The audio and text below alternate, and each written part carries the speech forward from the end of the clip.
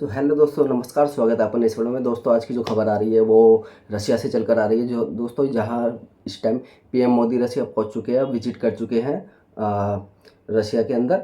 दोस्तों, रशिया में जो है अभी ब्रिक्स समिट के लिए समिट जल्दी शुरू होने वाला है, जिसके शिरकत के लिए कई देशों के प्राइम मिनिस्टर जो कि है रशिया पहुंच चुके हैं। और इस टाइम रशिया धरती पर भारत के प्रधानमंत्री श्री नरेंद्र मोदी जी रशिया तक विजिट कर चुके हैं। और वहाँ पे उनका बहुत ही जोरदार भव्य स्वागत हुआ है। दोस्तों, उनके स्वागत समारोह के लिए बहुत से लोग अधिकारी आए और उनका जोरदार स्वागत किया। रेड कार्पेट से दोस्तों स्वागत किया गया है उनका। और ये पूरा रशिया इंतजार कर रहा था दोस्तों कि भारत के लिए, और भारत के लिए इतना ही नहीं बल्कि भारतीय मूल निवासी भी रशिया में जो कि आए हुए हैं, वो भी भारत के मोदी के लिए बहुत बेसब्री से इंतजार कर रहे थे। बेसब्री से उनके लिए खड़े हुए थे कि कब पीएम मोदी जी आए और उनसे हम बात करें, उनका स्वागत सम्मान करें। दोस्तों, यहाँ तक इतना ही नहीं, विदेशी धरती पर पीएम मोदी के लिए हिंदी में गाना भी गाया गया, भजन भी गाया गया, जहाँ रशियन लड़कियों ने हिंदी में पीएम मोदी का स्वागत करने के लिए हिंदी में भजन गाया और पीएम मोदी को खुश किया। दोस्तों, ये देखकर भी सुनकर भी पीएम मोदी भी बहुत हैरान हो गए। और पाक की इस टाइम दोस्तों बहुत ज़्यादा जली पड़ी है। पाक कह रहा है, इस टाइम कह रहा है, और पाक की मीडिया भी इतनी जल चुकी है कि नरेंद्र मोदी का इतना भव्य स्वागत वहाँ रशिया में किया, लेकिन हमारे प्राइम मिनिस्टर को कोई पूछता भी नहीं, कोई लेने भी नहीं जाता। दोस्तों, इनके जाहिल पाक मिनिस्टर को कोई कैसे लेने जाएगा, क्योंकि इनके झाइलों को तो कुछ आता ही नहीं। इनके झाइलों को तो बस खाली बम फोड़ना और परमाणु बम की धमकी देना और आतंकवादी पालना बस दोस्तों नहीं को आता है। दोस्तों, इससे पहले यही है कि ब्रिक्स सम्मेलन से पहले चाइना से भी खबर आई है, क्योंकि एलओसी पे जो विवाद पिछले 4 सालों से दोस्तों चल रहा था, और इन दोनों देशों में अब समझौता कुछ हुआ है। दोस्तों, ज़्यादा सूत्रों से खबर भी ये भी आ रही है, जो गलवान घाटी में भी जो हिंसा झड़प हुई थी।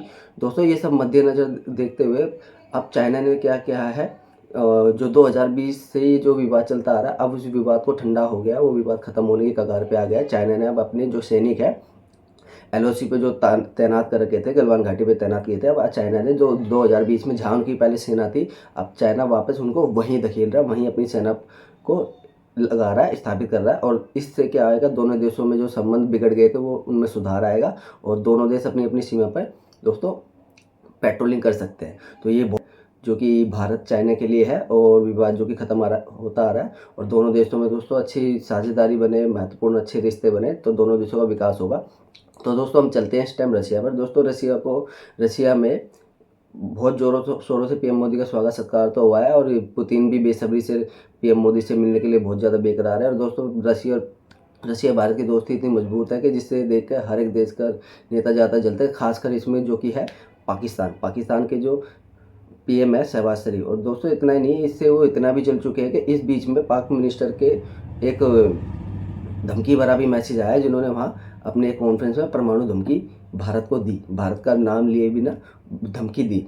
दोस्तों, ये बस यही चाहते हैं कि भारत हमसे एक बार कैसे जैसे तैसे बातचीत कर ले। अभी डॉक्टर एस जयशंकर आए थे, उन्होंने भी एक बयान दिया था कि मैं गया और आया, जो मेरा उद्देश्य था मुझे बस उसको पूरा करना था। पाक की से जो दोस्तों जली पड़ी है, क्योंकि जयशंकर जी आए, द्विपक्षीय वार्ता अब भी नहीं हुआ। और यहाँ इसी बीच में नवाज शरीफ का भी बयान आया था, काश अगर जयशंकर की जगह पीएम नरेंद्र मोदी जी आते तो अच्छा होता, लेकिन भविष्य में हम जल्दी साथ में बैठेंगे और पाक के रिश्तों को सुधारेंगे।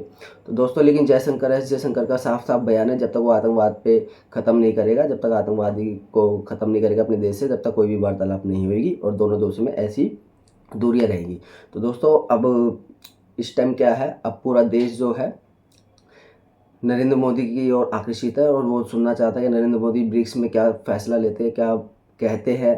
क्योंकि इस टाइम जो युद्ध का माहौल चल रहा है, रशिया यूक्रेन के बीच में भी बहुत तगड़ा युद्ध चल रहा है, बहुत युद्ध छिड़े पड़े हैं बुरी तरीके से। पिछले 2 साल हो चुके हैं दोस्तों, 3 साल इस युद्ध को होने वाले हैं, और सबको बस एक ही उम्मीद है कि ये इस युद्ध को रोकने में सिर्फ भारत ही सक्षम है, और भारत हर तरीके से प्रयास करने की कोशिश कर रहा है। भारत ने रशिया और यूक्रेन में भी दौरा किया है, जा के हर देश को बोला है, और यहाँ तक कि यूक्रेन के राष्ट्रपति को भी, जेलेंस्की को भी कहा है कि ये दौर युद्ध का नहीं है। और यहाँ तक कि रशिया के प्रेसिडेंट पुतिन को भी कहा है कि युद्ध का दौर इस टाइम नहीं है, और इसका समाधान बातचीत से करना चाहिए, और युद्ध से ये विवाद कभी ख़त्म नहीं होगा और मेरे हिसाब से आप दोनों को टेबल पे आना चाहिए और कूटनीति से इसके फैसले लेने चाहिए। दोस्तों सभी को यही लगता है, सिर्फ यूरोपियन देशों को भी, कि इस युद्ध को समाप्त करने के लिए सिर्फ भारत ही है और भारत शुरू से बहुत कड़े पहल कर रहा है और हो सकता है शायद भारत इस ब्रिक्स के अंदर भी यूक्रेन और रशिया के बीच में जो लड़ाई वड़ाई छिड़ दी है उसके लिए बोले और शांति समझौता करने के लिए कुछ भारत अपनी तरफ से नए कदम उठा सकता है।